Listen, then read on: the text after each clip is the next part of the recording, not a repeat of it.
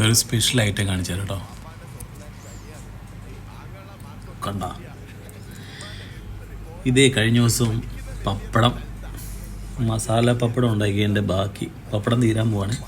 അപ്പോൾ ഈ കാണുന്നത് നമ്മുടെ ചെറിയ ഉള്ളി പിന്നെ മുളകിടിച്ചതും കൂടെ ആദ്യം നമ്മൾ എണ്ണയിൽ വഴറ്റിയെടുക്കുമല്ലോ, അതാണ്.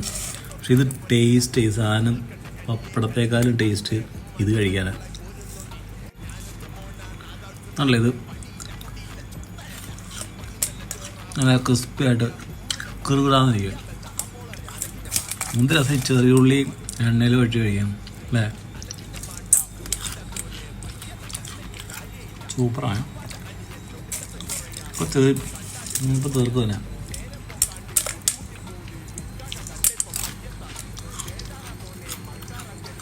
പൊളി